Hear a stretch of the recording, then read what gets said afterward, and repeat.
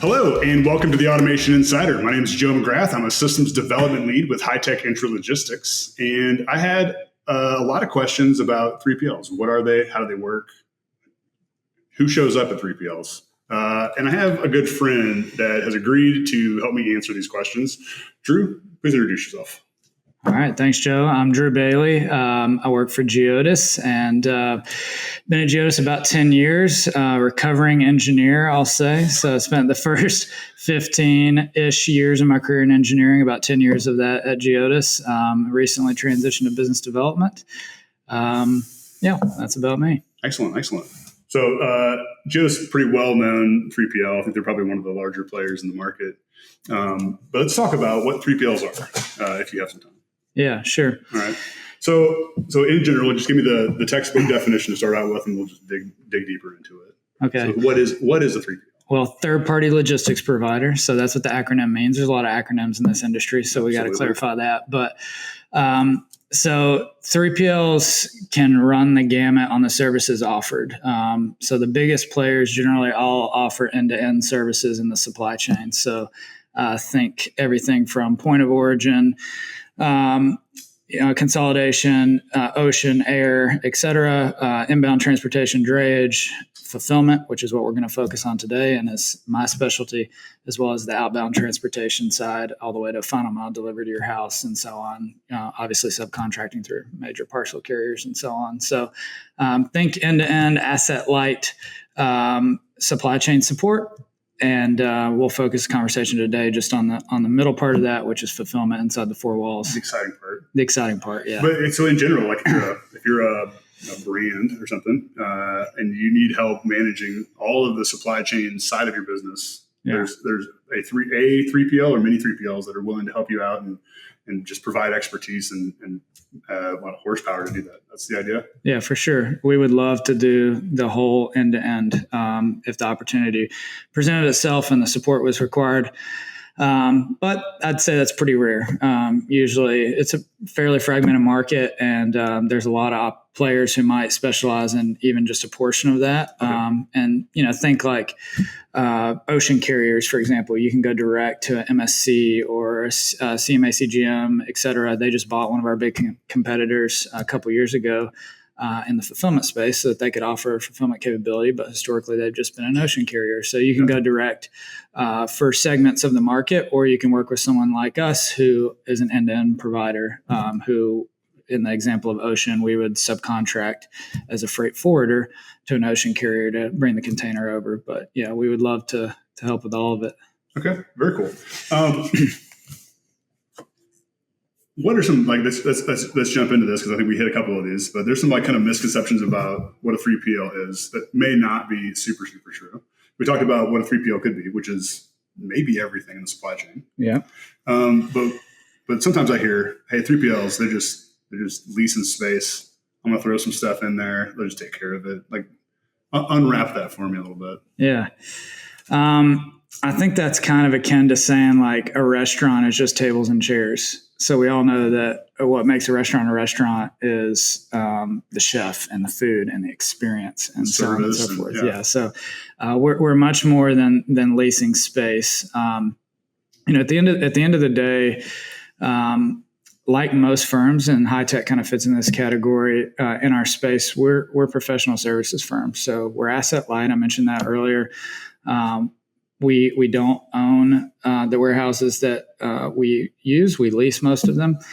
And the value that we really provide is kind of execution at scale, I'll say. And the execution engine is really a product of the people, our processes, our systems, et cetera.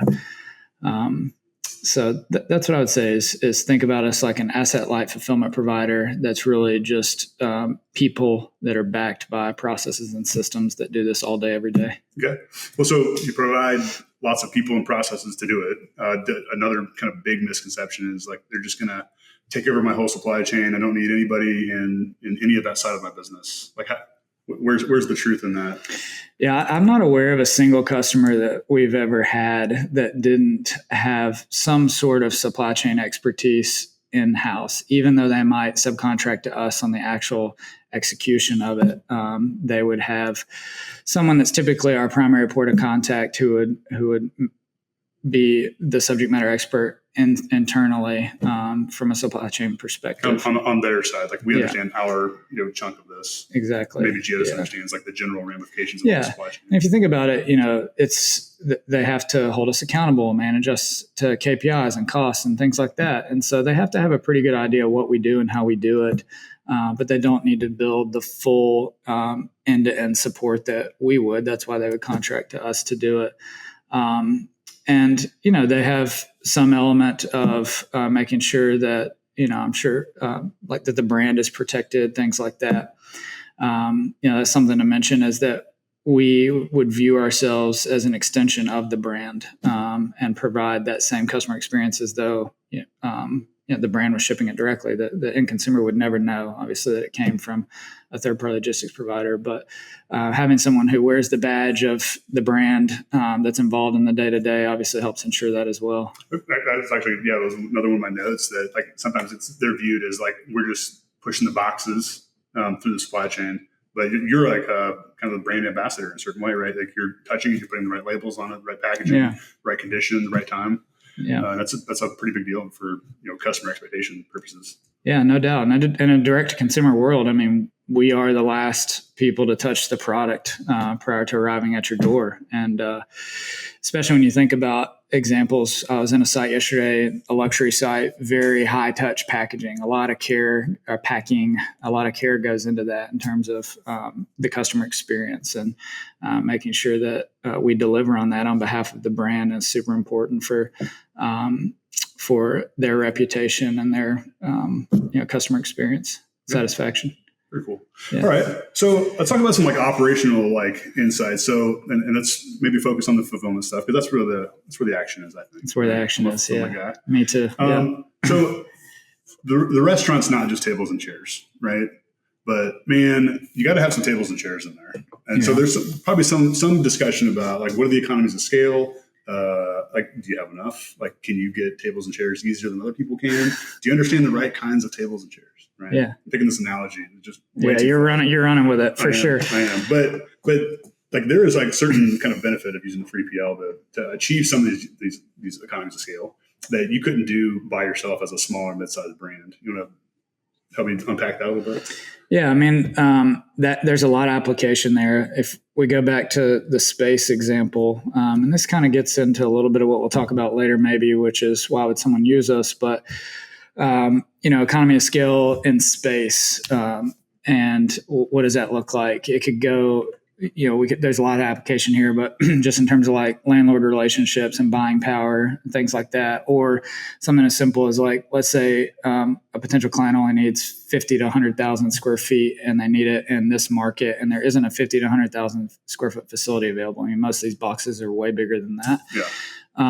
And so, we can lease a 500,000 square foot facility and put multiple clients in it, and they can leverage the fixed cost of that facility and the availability of it through a partner like us. It's completely unthinkable to do that by yourself, though, right? Yeah. You kind of have to have somebody that has that ability. Yeah. Sometimes it's completely unavailable. Sometimes unthinkable in the sense that it would be cost prohibitive to do so. So, there's economies of scale there. There's economy of scale in, asset procurement, systems, things like that. So if you're going to go license a WMS directly, for example, versus using our WMS or licensing through us when we have all of that scale,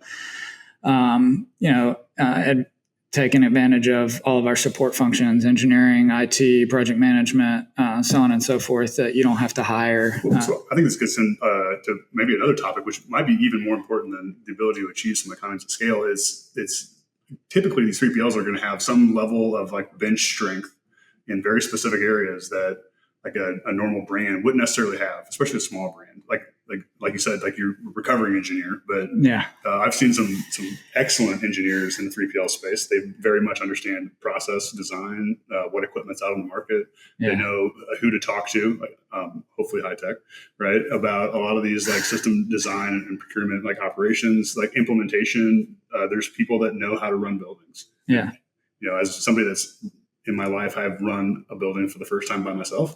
It's terrifying, right? Yeah. It would be great to have a friend to call. Right. So talk about like the kind of expertise or like the bench strength of a 3PL. Yeah, I mean, as I said earlier, at the end of the day, that's what we are. We're a group of people that are, backed by processes and systems and an infrastructure in place to execute all day, every day. And so you're getting all of that expertise when you work with the 3PL, but you're only buying what you need, a portion of it. And so if especially a small, maybe emerging or even medium-sized brand that might need a fulfillment center, let's say, even if they're growing pretty significantly, maybe every 3 to 5 years or something like that, they might need another site or to move or expand or whatever. And so you're going to end up with, if you try to hire that yourself, you're going to end up with a lot of underutilized resources. And you have a system designer that works once every 3 years. Exactly. So instead you just buy a portion of our time for a period of time when you need it. And so there's a lot of bench strength, and that goes, it runs a gamut with IT, operations, obviously. Is HR, health and safety, like you guys all kind of them. Yeah. All the kind of critical parts of that business. Exactly. Yeah. And, there's some of them that I mentioned operations. Obviously those are, direct support that would manage the operation on a day-to-day basis. But even to a certain extent, we share those, especially at the senior management level. You might need, let's say, senior director level operations talent, but you might not need a full head. You might need a quarter or a half, and so that senior director can manage multiple accounts. And so, there's tons of talent and bench strength there to help manage operation, leverage fixed costs, economies of scale, et cetera. Yeah, I have this idea of like the increment of purchase. I use it a lot when I talk about automation. Like, can I buy just a little bit of something? Yeah, exactly. And this is maybe the most pure example of that. I just want an hour of your time. That's exactly what it is. Like, we were talking about this out in the lab, but a shuttle system you buy in, say, 600 presentation per hour increments versus robotic GDP you buy in 20 and 30 presentation per hour increments. And so, it's a pretty good parallel. Yeah, the smaller you can shrink that, the more granular it is, the more control you have over it. Okay, so, and I think there's maybe one more big operational lever, and you touched on a little bit, but additionally, you're talking about WMS, you're talking about how to integrate that, you're talking about having folks that understand how a sorter works and how does that wave generation impact how productive your chips are going to be. There's a certain level of technology acumen that is probably present in a 3PL that a starting brand maybe wouldn't have access to. And I think you might be the poster child for this. But tell me about that. Maybe part of the answer is not every 3PL is kind of built the same. Yeah, I think that's true. And I think I'm speaking on behalf of Geodis. I think it applies to the industry in general, though, that it's a consultative type approach. So if you were a small emerging brand, you could go hire a consultant, for example, to integrate with or interact with, say, a technology partner of various kinds, whether it be, WMS partner or help you figure out Manhattan or something. Yeah, exactly. Or an integration partner, help you run an RFP, decide on robot A versus robot B, et cetera. When you work with us, though, you're effectively getting the full package in one. So, people ask me all the time, what do I do for a living? So if you see somebody on the street and you're like, oh, I'm still not used to saying I'm in sales. So I still say, even yesterday, somebody asked me, I'm an engineer. I'm like, how much longer can I say that? But anyways, my answer to that is we design, build, and operate fulfillment centers. And so the and operate is a little bit different than, say, if you worked with a consultant, they might help you design it. Or if you worked with an integrator directly, they would help you design and build. But we do all of it. We design, build, operate, support, improve, all of that. And so you can come to us and with nothing more than a problem and some data, hopefully. You know that well. and hopefully not a bunch of travel knowledge that isn't well documented, because that's going to make it very painful. But if you can come to us with very little, and we can help execute on a lot. Yeah, oh, very cool. All right, so what are some of the kind of keys to success? Let's say I'm looking for a 3PL, right? What are some things that I want to set my expectation with my management team or something like that? Like what should I think that the 3PL does so that I'm starting this relationship off on the right foot? Yeah. I think one of the bigger mistakes is thinking about a 3PL like a commodity. If you think about, we'll maybe talk about the financial aspect in a little bit, like margins and so forth. And so it's an interesting conversation to be in. But if you think about putting gas in your car, whether you go to Exxon or Shell or wherever you go, it's really relevant. You get the same function out of it. And that's kind of, to me, one of the definitions of a commodity.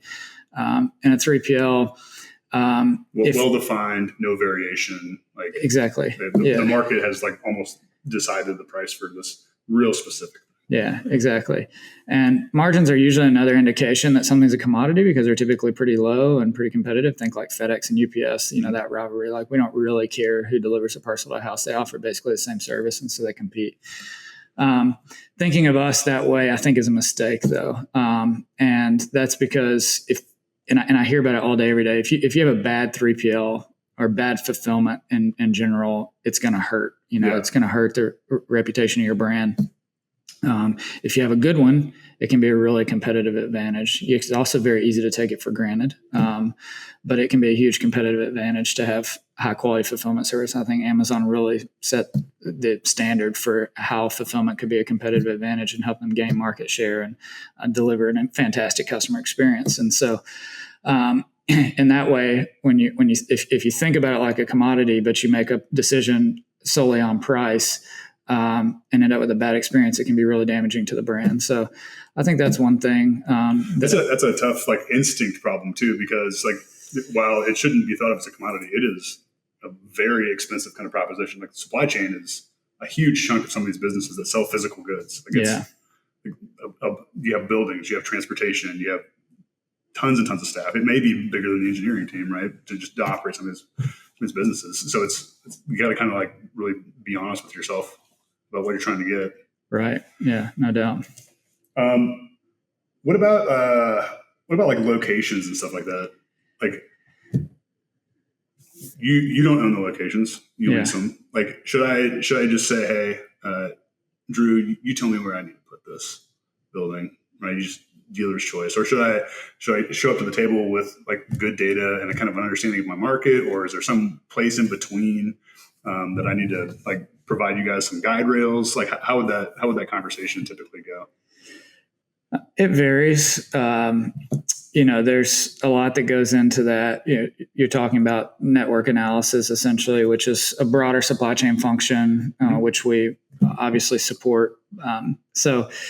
It can be anything in terms down to where are your customers, or where are your goods coming in? Do you have the inventory sophistication or sophistication to be able to manage your inventory across multiple sites and forecast where inventory needs to be, where you're not stocking out or split shipping orders, et cetera. But yes, it's fairly common that someone would come to us and say, look, we really think for servicing our customers, we want 2 sites, but we don't know where they need to be exactly, which markets they need to be in on the East Coast or West Coast, proximity to port, proximity to our customers, et cetera. And we can support on that as well and do all the time. Excellent. Do you ever have a situation where someone comes in and goes, I definitely need a building downtown Philly, and you're like, well, hold on, let's take a step back. Can we talk it through? Is it the consultative approach kind of extend through that, or if someone's real adamant, you just kind of let it ride?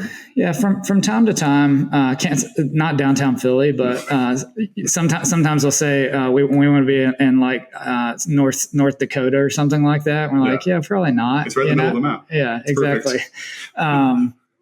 And, I'll speak to Geodis, and I think this is fairly common across industry. If you're in an airplane going across the country, you'll see these, huge pockets of industrial space from the air that exist in major hubs, and, right here in Northern Kentucky, or in the Northeast in New Jersey and Eastern Pennsylvania, or et cetera. And so, for the most part, I don't know the figure, but I could take a guess at it that probably 75% of the goods are moved through major hubs that have proximity to ports and population centers. And we generally play in those and generally try to stay there. And we call that our campus-based approach. And we wouldn't just stand a facility up in North Dakota because somebody wanted it. And it's not often that we have opposition to that. generally for the reasons that we talked about earlier, economy of scale. Like if you're on a campus and we manage five other buildings there, you're getting to leverage, IT support, maintenance support, ops support, maybe even equipment, labor. They're all with a couple blocks, like exactly. Sometimes in the same building, obviously. Yep. But yeah, within a couple blocks, if we don't have work at one facility, then we might say, hey, we're taking overtime down the street, go down there and get some overtime. Yeah. And, the senior director example I gave earlier might hop between buildings in a given day and so on. So obviously you're not leveraging that fixed cost and that infrastructure if you're in a standalone facility in downtown Philly in your example, or in North Dakota in my example. I'll pick a different city than downtown Philly. Yeah. And then in terms of expecting a 3PL to do a lot of continuous improvement or adapting to the market, as it goes, what should I expect? I guess in that regard.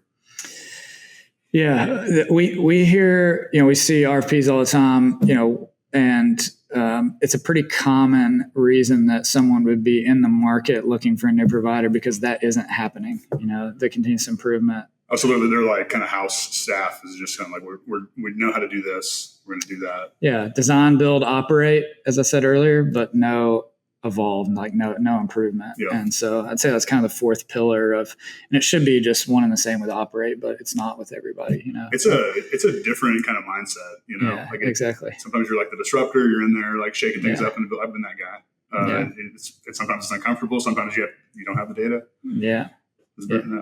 Yeah. So we see that all the time. And I think also, we'll talk, I'm sure, about the commercial model a little bit, but the margin sort of lives in that space as well. It's a relatively low margin business. And so, let's crack it open. Right. Okay. Let's get there. But to finish that thought, the continuous improvement mindset, just stuff that we would take for granted growing up in the space, but stuff like slotting and, productivity improvements on picking or packing or whatever, there's significant margin in that improvement as well. And so sometimes we reap the benefit from that. Sometimes we work with our customers and pass that on to them. We're sharing it, et cetera. But I think, for a variety of reasons, that has to be table stakes in order to be a world-class operator. You have to be improving and evolving. Well, 3PL or not, I think exactly. Absolutely. You're not going to move forward if you're doing exactly the same thing all the time. Exactly. It's funny. There's so much boring industrial engineering work, and it yields incredible returns. But when you're in the thick of it, you're just on your phone, time stamping. Yeah, exactly. Yeah, like how much bending and reaching are you doing? Yeah. Are you walking 1.5 steps or 2.5 steps? Turns out the answer is real important. It's very important. Yeah, for sure.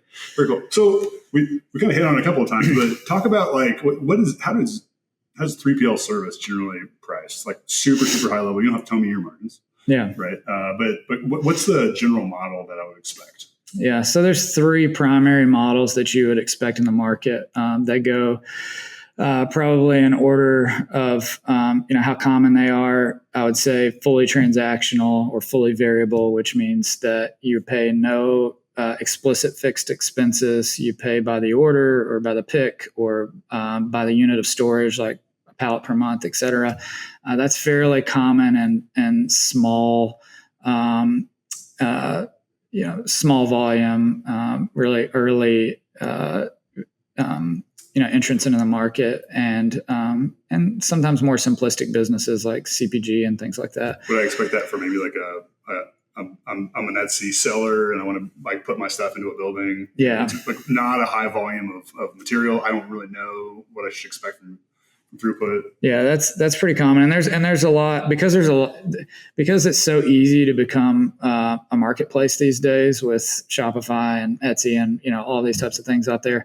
That's becoming more and more common. And there's a lot of 3PLs, small 3PLs that are popping up in that space, and we can talk about especially servicing that. Yeah, and we can talk about that too. But so I'd say fully transactional, and the next most common is fixed variable. So there's a component of the price that would be fixed, and then a component of the pricing that would be variable or transactional. So the fixed is usually things like we're using, 100,000 square feet or assets, or maybe a portion of the management head that we talked about earlier, things like that. So it's typically space, assets, and salary / indirect. That would be a fixed component. And then anything variable that the volume would drive, such as, direct hourly labor, some indirect labor, things like that would be priced transactionally. And then the last option is open book or cost plus, as some might say, that you see quite a bit of as well. And there's advantages to all of it. Think like, and I should have said this, but like level of risk. So in a fully transactional model, which is where I started, it's a much higher level of risk on the 3PL than it is on the brand. And then the risk kind of goes down from there. Obviously to open book, it's shared risk. But someone in like a fully transactional volume model, somebody has to stand behind the volume essentially. Mm-hmm. And so I expect that your value proposition is a lot different too. Like it's going to be a much more expensive order.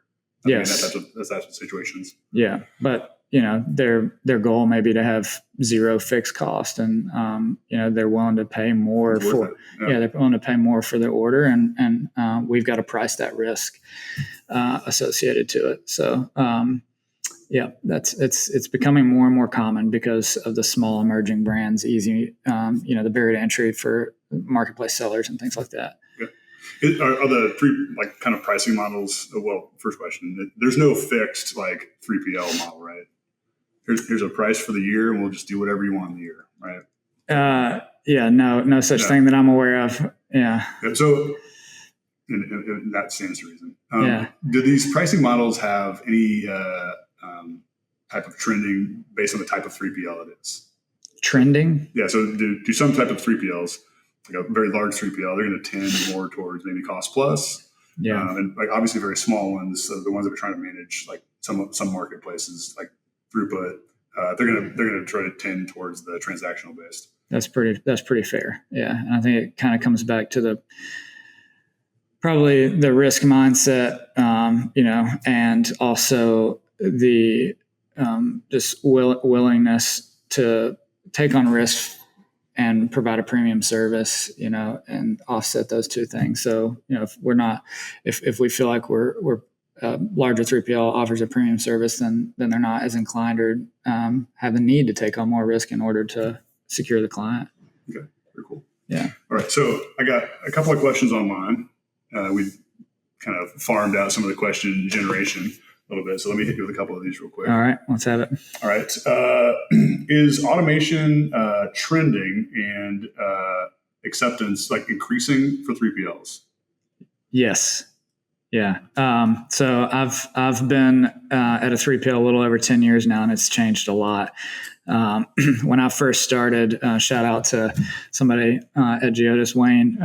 This phrase he loves it. Box kickers and ticket lickers is what we were. And obviously it's evolved a lot since then. The whole industry has. It rolls off the tongue. Yeah, it does for sure. Especially when he says it. He's from deep South Georgia. Yeah. But the whole industry has evolved a lot in the last decade. A lot of human capital, financial capital poured in to solve a lot of problems that we've all experienced, and the 3PLs haven't been immune to that. The labor shortages and all the other well-documented challenges of doing fulfillment. And so we've had to evolve with it, and it's in some ways a cost of doing business. I think you have to be really measured about it. and not chase the shiny object and take undue risk. And because ultimately, as I said earlier, we're execution at scale. Execution is king. Execution is everything, and so with all the technologies out there, it's not hard to make an execution mistake these days. Sign up with the wrong partner. You guys have made some, I'm sure. We've made some, and that's how you learn. It's how you learn, yes, but it can be expensive and do reputational damage, et cetera. The school of hard knocks, though, is the best school out there, I would argue, but nevertheless, you want to try to avoid them where you can. And so, although we've the whole industry has made their bets on technology, and we've come a long way from box kickers and ticket lickers. Yep. I think that there's still an appropriate amount of judgment that needs to be given to the conversation as well. Absolutely. Do you think it's more 3PLs are generally like ready to adopt like maybe like a mid-level maturity product, or are you guys looking at like the cutting edge stuff? Like this is the first implementation. Like where would you see yourself falling in the? Yeah, I mean the adopter spectrum. I see a variety of things in the industry. I see some of our competition who are willing to be a little bit more a higher appetite for risk, et cetera. That's generally not our strategy. We do incubate some high risk technologies in terms of like in existing operations, small scale pilots, things like that. Mm-hmm. But generally in the new business cycle, when we're pursuing a new business opportunity that we have to secure and start up and execute and get it stable in a short order and deliver on KPIs and deliver on a cost and make money on it, et cetera. That's a known quantity. Yeah, that's usually not the place where you're trying to incubate new technology, unless you're in agreement with the customer to do that. We had a conversation out there on the floor about a customer who very much had that mindset, and we worked with them on it. We actually had to kind of pull them back a little bit. Those are rare, though. Usually it's you're the expert. At the end of the day, I need you to deliver on cost, KPIs, service, et cetera. And so obviously there's only a certain amount of risk that you'd be willing to take or should take in a situation like that. Very cool. So there's obviously sometimes the customer's trying to sign you up for a little bit more risk, and you're just, I don't know, man. Yeah, exactly. At the end of the day, we're the accountable ones, and to the outcome and the experts, and that's why they're coming to us. And so we've got to help them understand what's really going to be best for them and set them up for success. Very cool. All right. Well, thank you very much for talking to me. This is the first half. We're gonna come back. So everybody following along at home, please like, subscribe, follow us on anywhere you get podcasts, as well as YouTube, and check out the website. And stay tuned. Look on LinkedIn for us. We're gonna have a second part with Drew here coming up very shortly. Thank you much.